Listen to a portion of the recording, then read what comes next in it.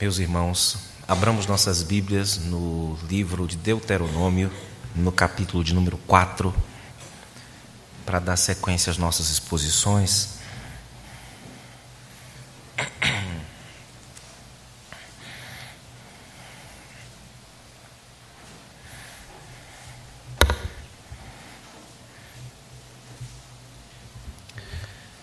Quinto livro de Moisés, chamado Deuteronômio, capítulo 4. Ouçamos, irmãos, a leitura que vai dos versículos de 32 a 40.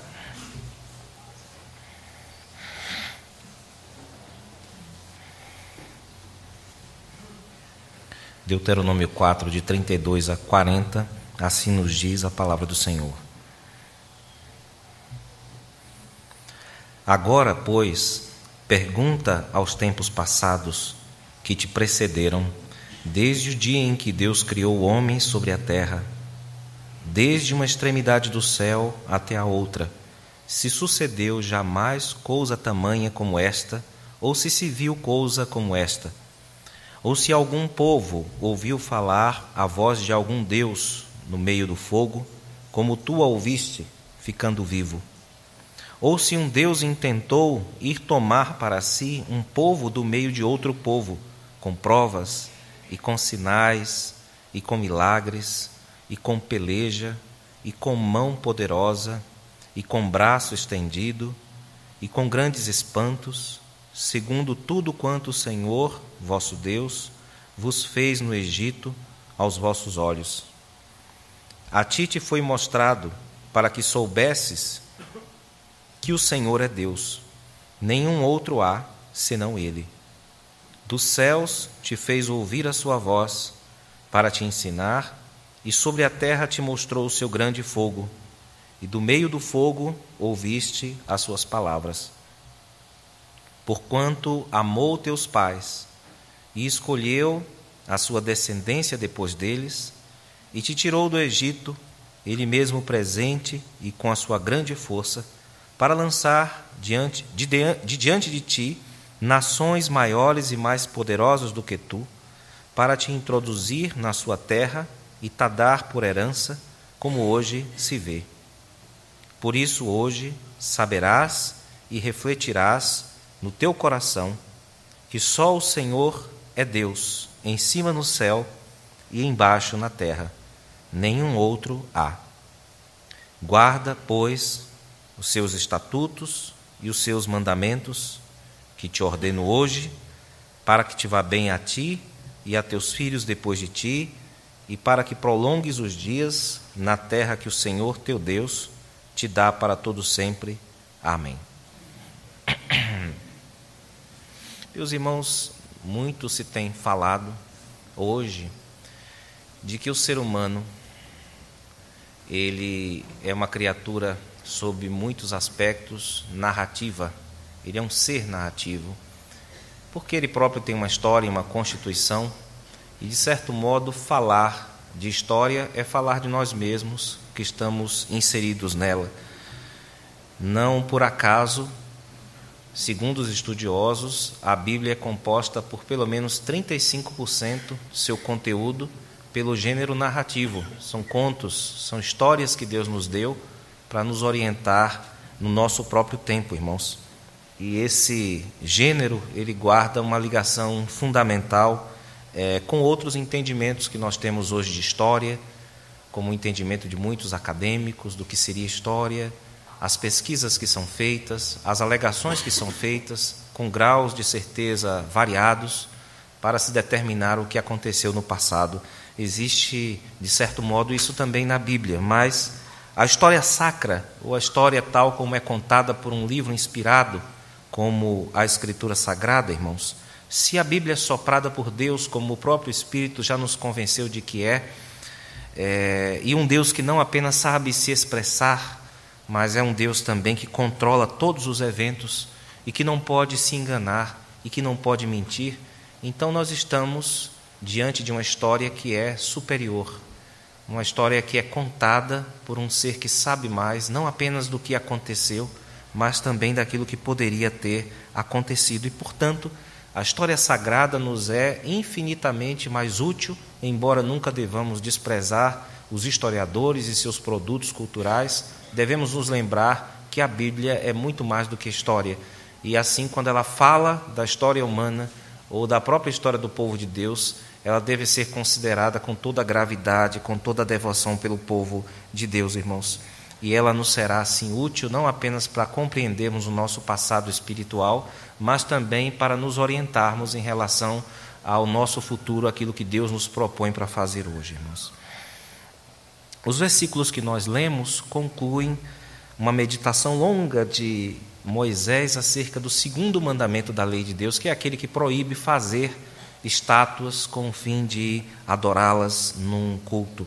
Depois de mostrar longamente, com muita calma, neste capítulo 4, as regras para o culto divino e também os perigos de se negligenciar essas regras, Moisés propõe uma espécie de exercício, um exercício de apelo à história. Então a ideia aqui é de que o povo convoque a história, ou seja, olhe para trás e veja o que a história diz acerca desse Deus, o que houve no passado, no tempo e no espaço. E com a história, esse povo se prepare para aquilo que está por vir, que é a entrada na terra prometida. Lembrando que Deuteronômio, em termos históricos, em termos da situação em que o documento foi escrito, é uma reflexão próxima à fronteira de Canaã. Eles estavam próximos de entrar, já haviam inclusive entrado em parte da terra, mas ainda restava a maior parte por ser conquistada, irmãos. E Moisés está fazendo uma reflexão aqui, pedindo para que aquela nova geração refletisse acerca do passado do povo de Deus para aprender alguma coisa no presente, irmãos. E ele começa aqui, versículos 32 a 34, com 3 perguntas amplas aqui, cujas respostas servem para moldar, como eu disse, aquela nova geração para o serviço que estaria a prestar para Deus no futuro. O versículo de número 40 nos mostra isso. E essas perguntas são amplas, como eu disse, e abrangem todo o tempo da humanidade na Terra. Notem que ele está dizendo, procurem, por favor, consultem a história desde o primeiro homem, para aquilo que eu vou perguntar para vocês a seguir. Ele fala isso no versículo de número 32. E ainda no versículo de número 32, ele estabelece não só a questão do tempo, né, que é o tempo do homem sobre a terra, mas os limites da habitação do ser humano, de uma extremidade à outra do céu, até onde se possa conhecer pela geografia da época.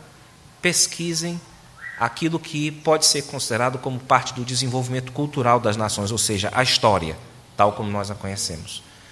O Moisés está apontando para essa história no sentido mais amplo, para que o povo inquira e aprenda alguma coisa acerca da atuação do Senhor nessa dimensão, na dimensão histórica. Moisés destaca, irmãos, 2 eventos que para o povo de Deus no Antigo Testamento foram considerados eventos fundadores ou fundantes, que transformaram uma massa de escravos. Durante 430 anos escravos numa terra estrangeira, eles foram transformados numa nação, num grupo organizado com leis e com estatutos. E os eventos são a entrega da lei de Deus no Monte Sinai, monte que fumegava, e antes disso o êxodo, ou a saída do povo da sua terra e a condução divina através do deserto, irmãos. E Moisés pede para que aquela geração pense e responda, diga se houve algum povo que teve uma experiência semelhante à experiência de Israel no deserto. Então essa é a pergunta básica de Moisés aqui. Observemos o versículo de número 33, que ele levanta essa questão. Que outro povo, referindo-se ao Sinai, que outro povo ouviu a voz de um Deus vivo no meio do fogo e continuou vivo? Evidentemente ele está fazendo um apelo à história, e não às lendas que já existiam na época entre os povos pagãos vizinhos, que poderiam contar uma história parecida. Mas ele está se referindo a fatos, a coisas que de fato aconteceram num lugar, e quem estivesse lá poderia filmar, poderia testemunhar. Não apenas uma pessoa, mas várias pessoas poderiam ver. Então essa é a ideia aqui, e é o desafio de Moisés. Ele quer que as pessoas se perguntem pela história. E Moisés disse, olha, vocês sabem o que aconteceu porque os pais de vocês contaram, aqueles que já caíram pelo deserto. E eu sei que aconteceu porque eu estava lá. Eu estava lá e eu vi. E vocês sabem que os pais de vocês não tiveram alucinação coletiva. Eles disseram a mesma coisa que eu estou dizendo aqui. Aquilo aconteceu. A entrega da lei no Sinai. E quanto ao verso 34, o versículo 34, se referindo ao Egito, Moisés também pergunta aqui que Deus, historicamente falando, conseguiu arrancar um povo fraco, uma nação de escravos, de dentro do povo mais poderoso de uma época, que era, no caso, o povo egípcio. Do modo como se viu ali, do modo como ocorreu ali. O versículo 34, Moisés faz uso de vários termos e expressões para descrever o drama da libertação do povo. Não foi uma coisa simplesmente de um estalar de dedos e a coisa aconteceu. Houve um drama, houve dificuldades, houve grandes coisas precisaram acontecer para que aquele povo fosse arrancado das mãos do poderoso Egito. Então ele nos fala aqui, versículo 34, de provas, sinais, milagres, peleja, mão poderosa, braço estendido, grandes espantos. Muitas coisas Deus fez por aquele povo de modo miraculoso e constatável, verificável para quem estivesse lá. Então ele está aqui se referindo, obviamente, às chamadas 10 pragas do Egito, que não libertaram o povo apenas fisicamente, irmãos. Não foi uma libertação apenas para arrancar o povo de Israel fisicamente do Egito. Por séculos, por mais de 400 anos, o povo de Israel foi escravo numa terra infestada, por assim dizer, de deuses. O Egito tinha muitos deuses, e as pessoas acreditavam em muitos deuses, quase que por setor, não é? Para a agricultura, 1 ou 2 deuses, para o sol, 1 ou 2 deuses, para o rio Nilo, vários deuses, não é? E é certo, isso está sendo constatado cada vez mais pelos estudiosos, que as pragas do Egito não foram apenas úteis para libertar o povo de uma escravidão física, mas também foram úteis para atacar diretamente os ídolos egípcios. Foi um ataque intencional da parte de Deus contra os ídolos egípcios. Por exemplo, o rio Nilo. O rio Nilo foi ferido por Moisés, não é? Pela vara de Moisés, e ele era personificado e adorado com um deus que possui o nome de Hapi. Existe um outro deus, existia na época, chamado Re, o deus Sol, que foi desmoralizado com aquele apagão lá de 3 dias que Deus decretou, indicando eles não mandam em nada. É claro que, quando nós estamos nos referindo a deuses, qual é o referente aqui? O referente concreto para falar de deuses é a imaginação humana, que deuses mesmo não existe. Mas a imaginação humana, e sem dúvida Israel convivia com isso, e conviveu durante gerações, esses mais de 400 anos, a imaginação humana realmente estava ali firme, crendo que existia um Deus particular que sustentava os céus, outro que sustentava o sol, outro que sustentava as águas, que traziam vida ao povo. E Deus como que foi desmoralizando essas coisas e mexendo também com o imaginário do povo de Israel e mostrando, olha, existe um Deus, mas não é nada disso aí. Durante 430 anos vocês viram só imaginação fútil dos seres humanos. Agora vocês estão vendo um Deus entrando em ação. E a novidade para vocês é que esse Deus é aquele lá dos pais de vocês. E esse Deus é o único Deus que existe. Então as pragas, elas serviram para expor o imaginário vazio, oco do povo egípcio e, ao mesmo tempo, em desmoralizando a religião deles, valorizar para o povo o Deus de Abraão, Isaque, Jacó, o Deus dos seus antepassados, irmãos. E Moisés pergunta a essa nova geração: que povo testemunhou, que povo foi alvo de um Deus desse? Que escolhe, que vai lá, que fala na língua das pessoas, que acolhe, que defende, que conduz, que nutre, que ensina. Ele está perguntando: que nação tem um Deus desse? As nações têm um Deus desse, nos sonhos delas. As nações têm um Deus desse, na ficção que elas escrevem. Mas qual deles, na concretude, na realidade do tempo e do espaço, tem um Deus como o nosso? E agora Moisés se dirige diretamente àquela geração que não estava presente lá. E não estava presente lá. Aquela geração do deserto, dos pais deles morreram no deserto. E eles é que iriam entrar na terra prometida, como nós sabemos da história sacra, irmãos. e ele está se dirigindo aqui àquela geração como se fosse a geração passada, e apelando e dizendo: o mesmo compromisso dos seus pais é o compromisso que vocês devem ter. Versículo 35 ele diz: aquilo foi feito para ti, ou seja, para vocês que estão aqui hoje, não é? Foi mostrado a vocês que existe um Deus verdadeiro, e que não é apenas verdadeiro, mas é único, não tem outro. Além desse ser verdadeiro, não tem outros verdadeiros. Esse é o único Deus. Ou seja, vocês são pessoas felizes, vocês são bem-aventuradas, porque vocês habitam no círculo mais íntimo do cuidado de Deus.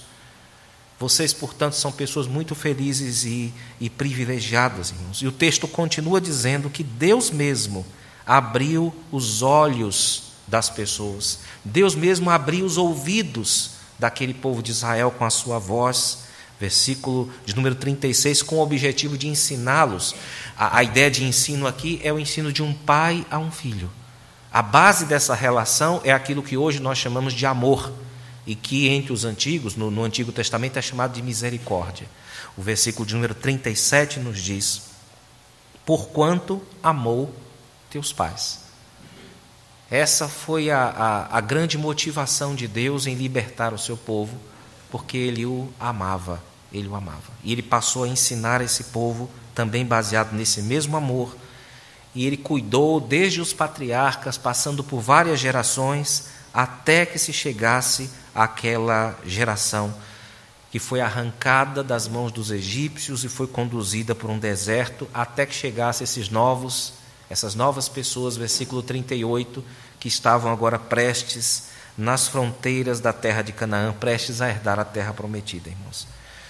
À medida em que cultivasse essa consciência da sua própria história, o Moisés disse que essa nova geração não iria se curvar a outros deuses, não iria ceder espaço para novas lealdades. O versículo 39 nos diz: por isso hoje saberás e refletirás no teu coração que só o Senhor é Deus em cima no céu e embaixo na terra, nenhum outro há.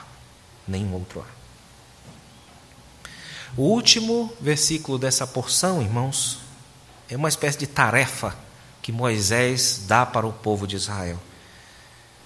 A tarefa é que aquele povo respondesse ao testemunho da história. Ele perguntou a história respondeu: olha, não tem outro Deus, não tem outro Deus, e esse só é Deus. E qual a resposta que você deve dar diante de um Deus que é único e que é verdadeiro?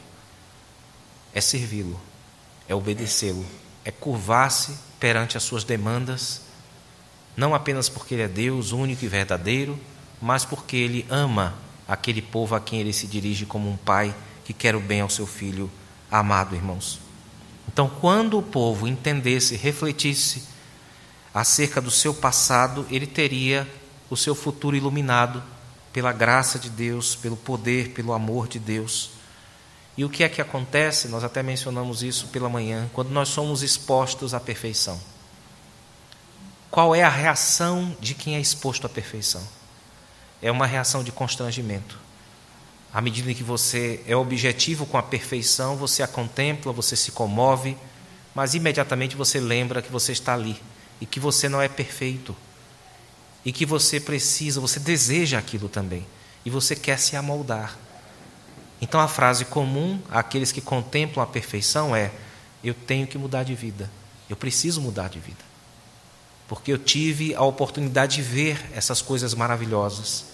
Eu tive a oportunidade de ver não um Deus em ação, mas o único Deus vivo e verdadeiro em ação, e eu tive os meus olhos abertos, porque também os egípcios viram, mas seus olhos estavam cegos para enxergar a realidade tal como Deus a apresenta, irmãos. E como nós ainda estamos aqui na chamada infância da Igreja de Deus, nós temos, além dessa reflexão como incentivo para que o povo obedecesse a Deus, nós temos também no finalzinho do versículo 40 algumas recompensas terrenas que eram prometidas como se promete a uma criança também, não é? O texto nos diz: para que te vá bem a ti e a teus filhos depois de ti, e para que prolongues os dias na terra que o Senhor teu Deus te dá para todo sempre. Então é prometido aqui fertilidade, não é? É prometido longevidade para uma igreja que está em sua fase, por assim dizer, infantil e que precisa desses incentivos, irmãos, que são muito bem-vindos para nós também, mas eles são dispensáveis à luz dessa nossa dispensação, para aqueles que já têm claramente a visão do Filho de Deus e das recompensas que ele promete, irmãos. Nós só temos, portanto, aqui duas ordens básicas desse texto. A primeira está no versículo 32, que é pergunta aos tempos passados. Esse é um costume muito salutar. Nós devemos sempre voltar nossos olhos para o nosso passado como filhos de Deus. O nosso passado não está apenas na igreja do Novo Testamento, ele está na igreja do Antigo Testamento também. E a segunda ordem básica que é dada aqui é uma resposta que é essa que nós acabamos de falar do versículo de número 40, não é? Qual é a resposta apropriada para aquilo que vocês perguntaram e a história respondeu?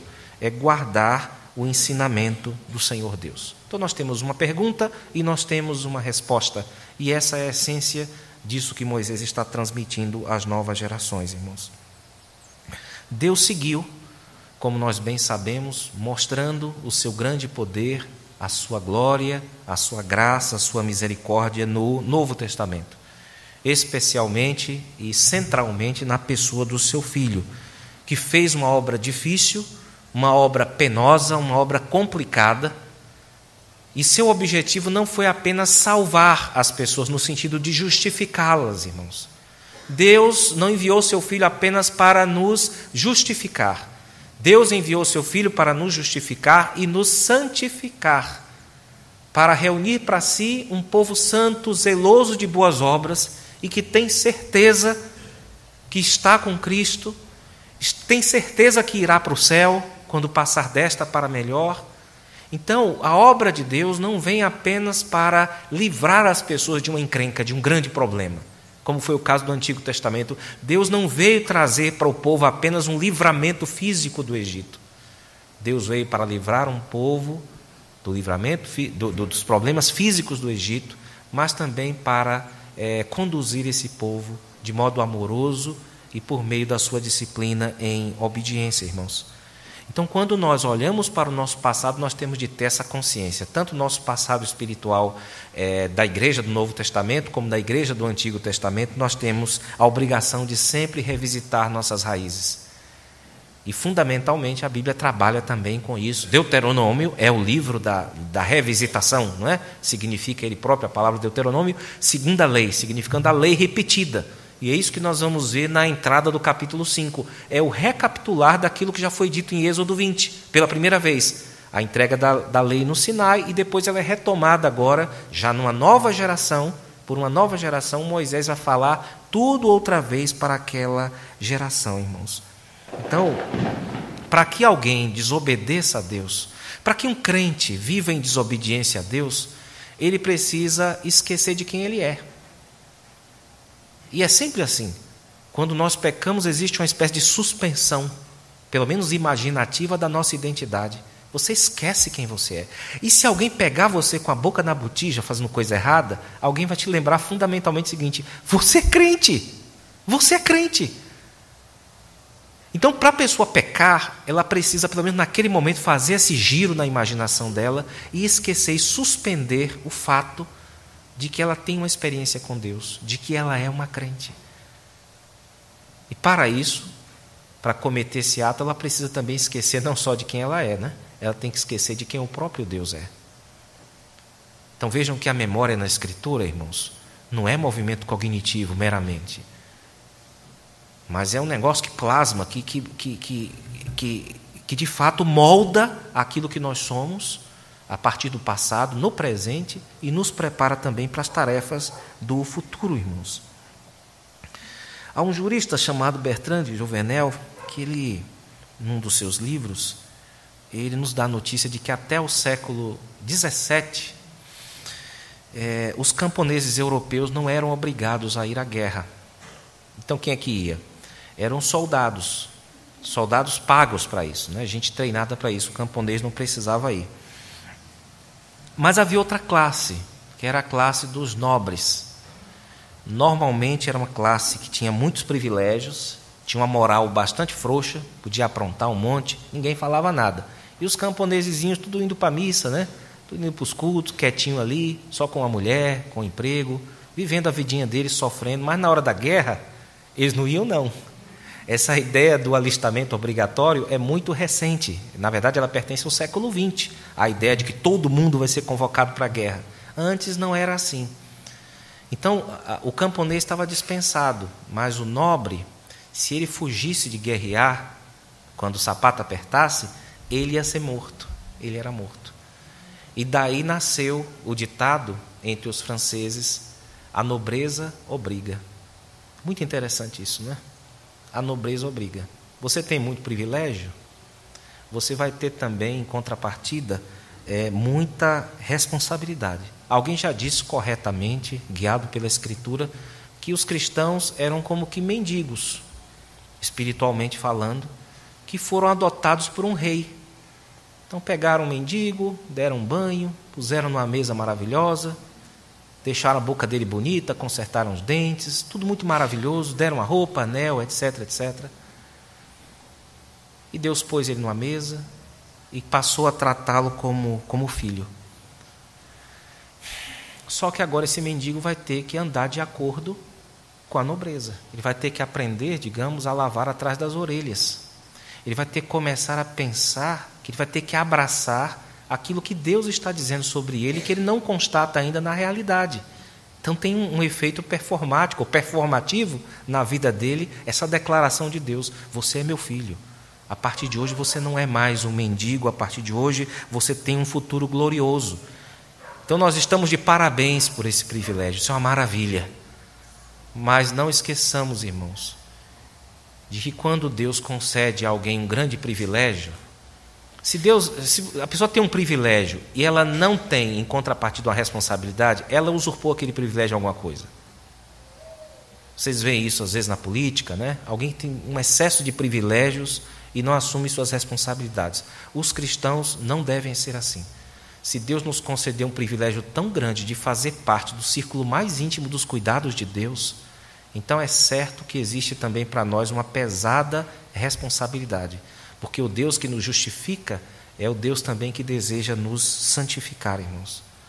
Se nós pudéssemos resumir o conteúdo inteiro desta pregação, eu teria de usar essas duas palavras, esse velho ditado francês, e é com ele que eu encerro: a nobreza obriga. Que Deus nos abençoe, irmãos. Amém.